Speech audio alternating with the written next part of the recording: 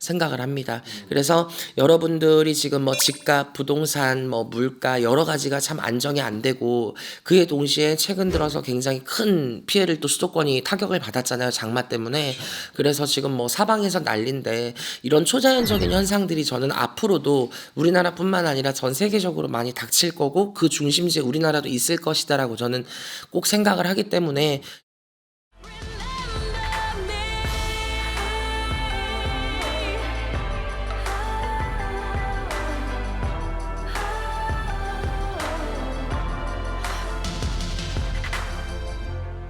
Remember me.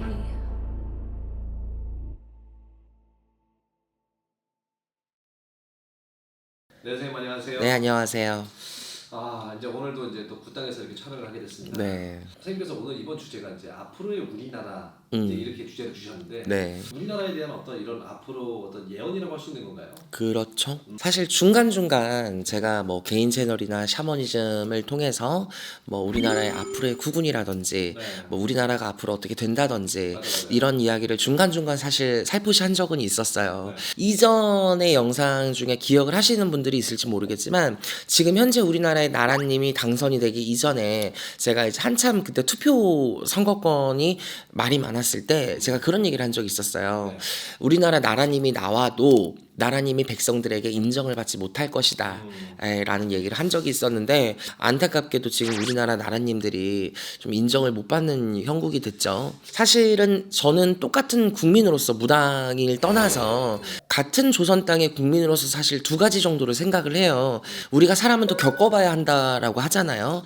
너무 우리나라 같은 경우에 잘못된 게 뭐냐면 너무 이 선동 세력과 옹호 세력이 사실 우리나라가 굉장히 많고 그게 이제 유튜브나 인터넷 같은 게 너무 많이 활발히 돼 있다 보니까 사실 그런 거 보면 좀 안타까워요. 그거는 뭐 나라 정치 무속뿐만 아니라 뭐 연예계도 마찬가지고 사람 상대하는 일이면 어디서든 다 해당이 되는 것 같은데 제가 볼 때는 조금 더 겪어보고 우리가 조금 이런 얘기를 해도 되지 않을까. 그렇죠. 예, 좀 그런 안타까움이 드는 한편 당신이 나라님 스스로가 조금 게으르고 조금 너무 추진력은 좋으나 추진력 대비 이제 너무 내가 검찰에서만 활동했던 거를 가지고 정치에 조금 개입을 시키는 당신의 습성이 조금 많이 묻어있다 보니까 인정을 좀 못 받지 않나 이런 생각은 해요. 근데 국민들의 어떤 비판과 여론이 안 좋은데도 그 어거지로 좀 추진을 한 게 좀 있었죠. 근데 좀 그런 게 좀 심했고 이제 이러다 보니까 단기간 안에 당신의 열정 속에 인정을 받지 못했던 비판들이 너무 커지다 보니까 지지율이 그 정도로 하락이 됐던 것 같은데 사실 저 또한 뭐 누구를 지지한다 솔직히 저는 없어요. 왜? 누가 돼도 똑같거든. 솔직히 말하면 누가 돼도 똑같아요. 우리나라의 어떤 중심이 저는 나라님이나 대통령을 통해서 우리나라가 바뀔 거라고 생각하진 않아요. 우리나라 기업으로 인해서 바뀔 거다라고 생각을 하는데 저는 옛날부터 우리나라가 전 세계 어떤 중심지 역할을 분명히 할 거고 요충지 역할을 할 것이다라고 제가 얘기를 드린 적이 있어요. 앞으로 우리나라가 좀 여기저기 손을 뻗치고 있는 데가 많잖아요. 뭐 중국의 손을 잡고 있고 뭐 일본의 손을 잡고 있고 그죠? 뭐 미국의 손을 잡고 있고 굉장히 여러 방면으로 우리가 손을 잡고 있는 국가가 굉장히 많은데 저는 우리나라가 가면 갈수록 독립적인 세계를 구축할 것이다라는 거에 한 표를 던집니다.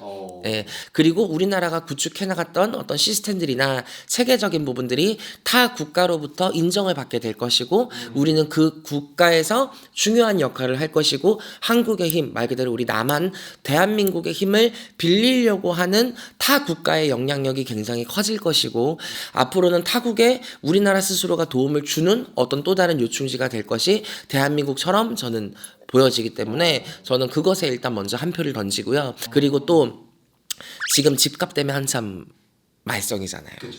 집값이 거의 대부분이 다 떨어졌죠. 그러면 이 사람들이 생각을 할 수가 있어요. 집값이 많이 떨어졌으니까 이 틈을 타서 조금 저렴해졌을 때 집을 사면 되지 않을까라고 또 생각을 하시고 노리시는 분들이 계실 것 같은데 제 예상에선 더 떨어질 겁니다. 모든 부분들의 지금 물가들이 다 뒤죽박죽 뒤섞여 있기 때문에 이런 상황이 먼저 다 잡히지 않는 한 집값은 다 잡히지 않는다고 저는 봐요. 그래서 저는 이런 것들이 안정화가 되려면 저는 최소 1년에서 1년 반 정도는 넘어가야 집값이나 부동산적인 부분들이 조금씩 안정화를 찾을 것이다 라고 저는 예언을 하고요. 그리고 인천 쪽 그리고 부산 쪽 라인은 저는 웬만하면 투자를 안 하시는 걸 추천드립니다. 어. 인천과 부산 그리고 더 나아가서 제주도 항구 중심의 도시들 말 그대로 그쪽의 도시들은 저는 100% 5년에서 10년 안에 반드시 집값이 폭락할 거라고 100% 예언합니다. 저는 100% 잠기거나 이런 수위나 바닷물의 어떤 이런 수위들이 훨씬 더 많이 높아짐으로 인해서 이와 같은 요즘과 같은 장마가 오더라도 도심보다 더 큰 피해를 유발할 수 있고 꼭 장마가 아니더라도 이런 이제 수위 바닷물의 수위 상승 때문에 저는 그쪽 라인의 도시들이 반드시 잠길 거라고 예언을 하고 그로 인해서 바로 생겨날 수 있는 게 뭐냐 인공섬들이 많이 생겨날 수가 있다라고 저는 인공섬이요? 네 그리고 지금 아직까지 유행 중인 어떤 대코로나 유행이나 코로나 팬데믹 같은 경우에는 앞으로는 계속 같이 갈 거라고 생각을 해요.